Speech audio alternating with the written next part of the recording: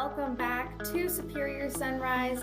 Our next guest is no stranger to the Superior family, Pam Minick. She is joining us here this morning. And yesterday, Pam, you were at the 47th annual induction ceremony for the National Cowgirl Museum and Hall of Fame.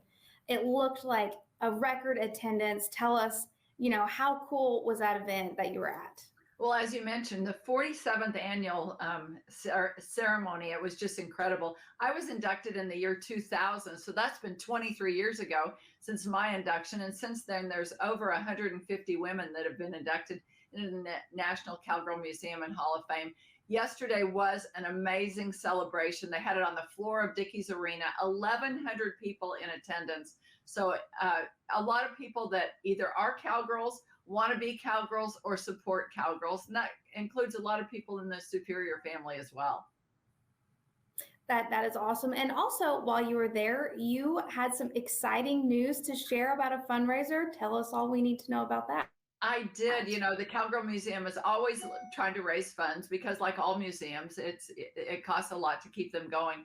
And so Patrick Gotch from RFD TV, the Cowboy Channel, and the Cowgirl Channel was generous enough to let us have a package at the Rose Parade. Every year RFD TV and the Cowboy Channel cover the Rose Parade. Well, this year the theme is going to be the Cowgirl Channel. So it's going to be all cowgirls. So the millions of people that'll watch the Rose Parade will see cowgirls going down the street in Pasadena, California. So Patrick said, hey, let's give away a VIP package. So it'll be 2 people get a chance to decorate the float, either ride on the float or be a part of our pre-show. Then he threw in 3 nights at the beautiful Langham Hotel in Pasadena, California.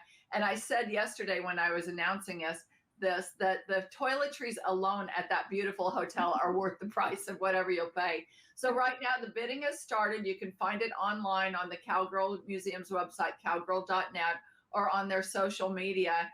The opening bid was $3,000, but we're hoping it'll raise a lot of money for the Cowgirl Museum and a lot of awareness for cowgirls, and give somebody what I call a bucket list opportunity, because seeing the Rose Parade, seeing those beautiful floats and going through the float parts and doing it in person, you just can't smell it on TV. It's fabulous. Absolutely. Well, I want to ask you, being a member of the Hall of Fame, and you do such a good job advocating for the Western way of life and cowgirls especially. What is it like to be a part of that sisterhood of the Hall of Fame, and then be in an arena with so many like-minded individuals? You nailed it. It really is a sisterhood. And as you see the new inductees, you find out one thing is that the common thread is they all have stick-to-itiveness.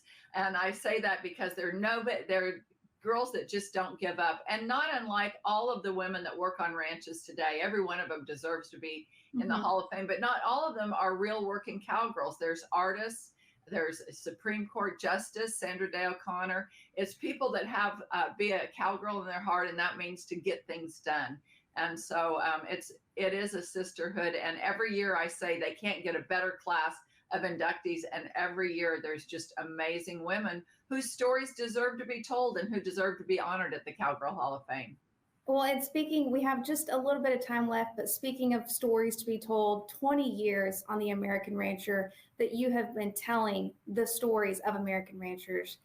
What an accomplishment. It's incredible to think that we've had 20 years of that show already. It is. And the stories continue to just grow. And I love telling the stories of the breed operations. I love telling the stories of the commercial operations and some of the innovative things, all of the superior value added programs.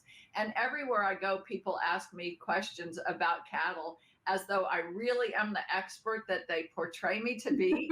But I have enjoyed learning alongside of all of our viewers, and especially to see the innovations. What Superior Livestock Auction has done for the industry is just amazing. Being able to have people sit in their living room and buy lots of cattle, see what the cattle are worth in the open market, really the price discovery of it.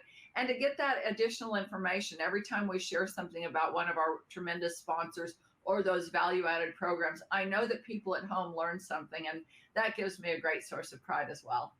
Well, we are very proud to have you being the face of that show and telling the stories. It's quite an accomplishment. And thank you so much for taking a little bit of time out of your day to come join us here on Sunrise. All right. Don't go anywhere, guys. We have more Superior Sunrise up next.